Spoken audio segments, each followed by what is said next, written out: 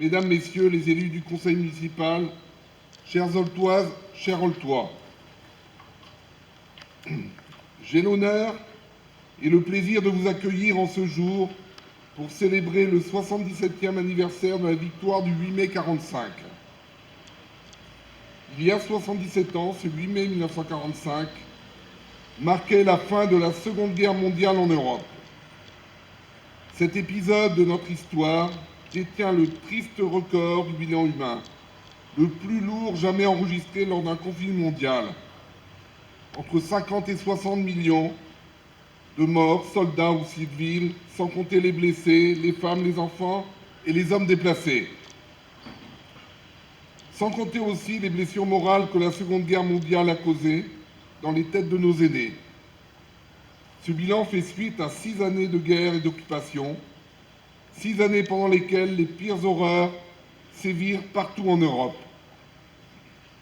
Une idéologie raciale et antisémite au cœur d'un projet funeste, barbare, inhumain.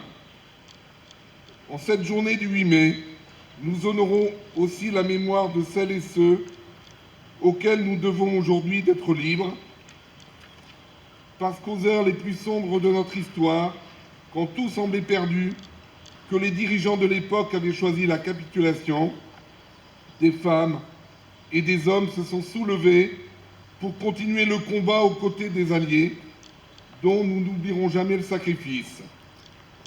À ces voix, à ces visages de la France résistante, à cette France libre et éternelle, nous rendons aujourd'hui hommage. Sous l'uniforme, dans la clandestinité, dans leur vie quotidienne, des milliers de Françaises et de Français, des anonymes, prirent tous les risques, sacrifiant leur vie pour leur patrie.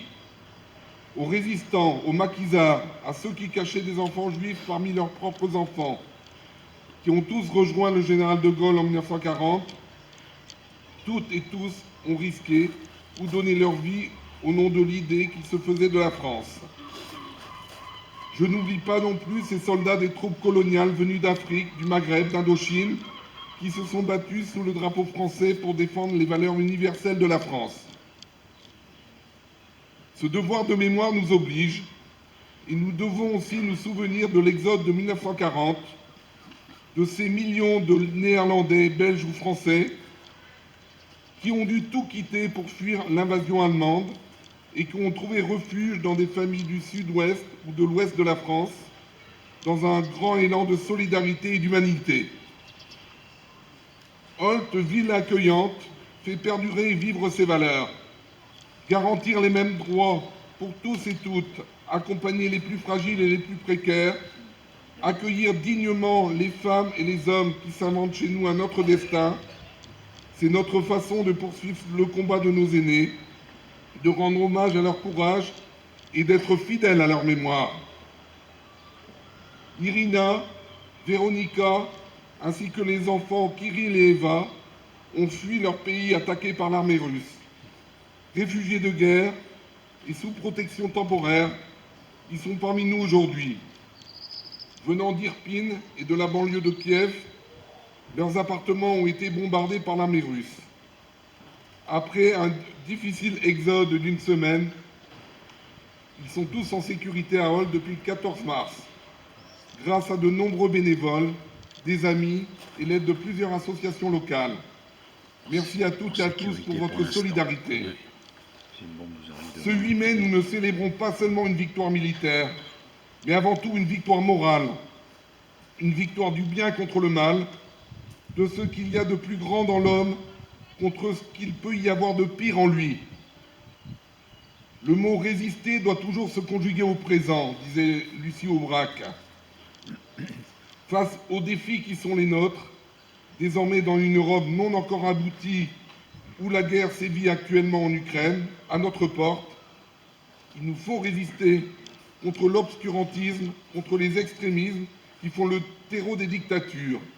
Mais il faut aussi écouter le peuple qui n'aspire qu'à vivre autour des valeurs de la République et des principes fondateurs de notre nation, que sont la liberté, l'égalité et la fraternité. Je veux aussi saluer la présence et remercier infiniment les membres des associations patriotiques qui, on ne le dira jamais assez, font un travail remarquable pour entretenir la mémoire de ceux qui sont tombés pour notre liberté et éveiller la conscience des plus jeunes.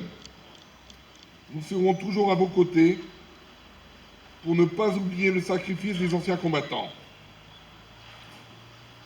Le souvenir de tous ces sacrifices nous exhorte à être dignes de ceux qui sont morts pour nous, pour que nous puissions vivre libres. Puissent ces mots ne pas être inutiles.